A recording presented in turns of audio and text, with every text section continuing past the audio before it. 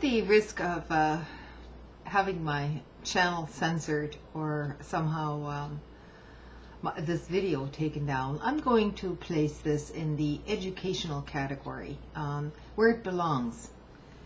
And this is an article written by Greenwald.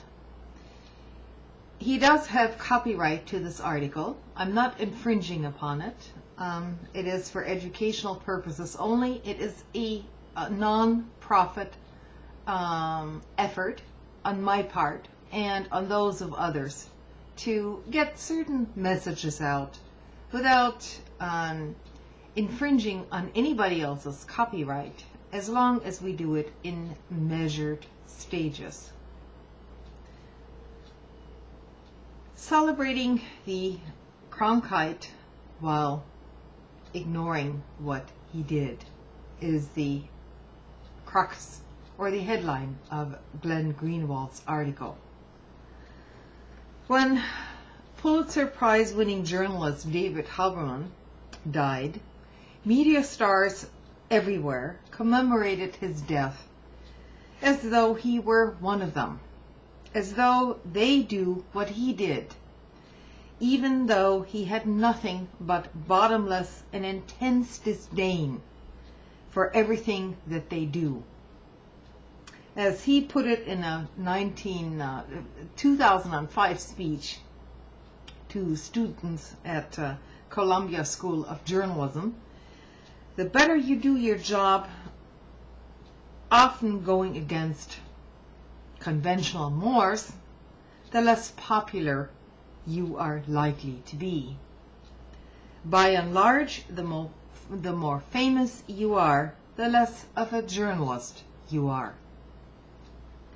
In that same speech, Haberman cited as his proudest moment of his career a bitter argument that he had in 1963 with U.S. generals in Vietnam, by which point, as a young reporter, he was already considered an enemy by the Kennedy administration and White House for routinely contradicting the White House claims about the war.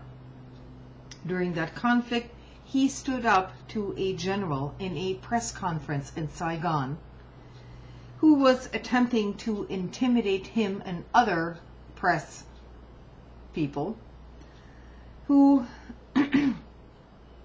actively doubted and aggressively investigated military claims rather than taking them for granted and repeating them at face value.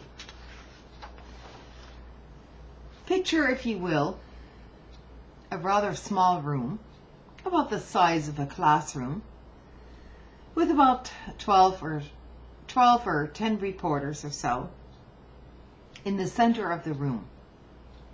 In the back and on the entire outside, some 40 military officers, all of them big-time brass. It was clearly an attempt to intimidate us. General Stilwell tried to make the intimidation go a step further. He began by saying that Neil and I had bothered General Hawkins and Ambassador Lodge and other VIPs, and we were not to do it again, period, during this press conference. And I stood up, my heart beating wildly, and I told him that we were not his corporals or privates, that we worked for newspapers like the New York Times, the UP, and the AP, and other networks, and not for the Department of Defense. I said that we knew that 30 American helicopters and perhaps 150 American soldiers had gone into battle, and that the American people had a right to know what is happening in these situations. I went on to say that we would continue to press to go on missions and call Ambassador Lodge and General Hawkins But he could, if he choose to do so, to write our editors to simply not permit us to go on board in order to film what was going on or to tell the stories. Can anyone imagine any big media stars today who swoon in reverence both to political and to military power, defying any instructions of this kind, let alone being proud of it?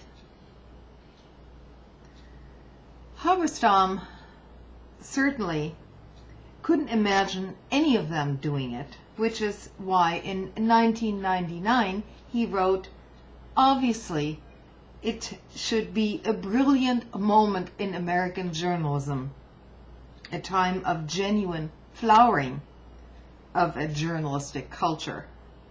But the reverse is true today." He's writing this in 1999.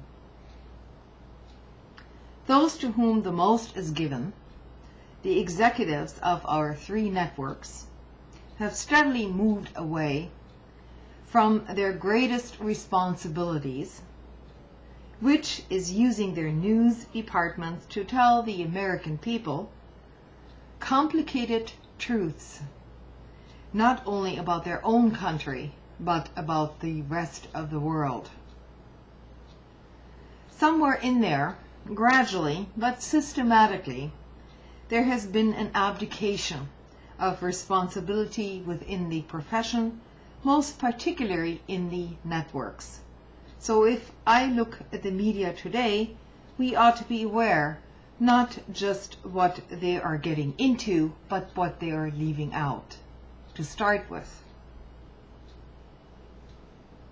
All of that was ignored when this journalist died, with establishment figures exploiting his death to suggest that his greatness reflected on what they do, as though what they did was the same thing as what they do, much the same way that Martin Luther King's vehement criticism of the United States generally and its imperialism and aggression specifically have been entirely whitewashed in our media culture.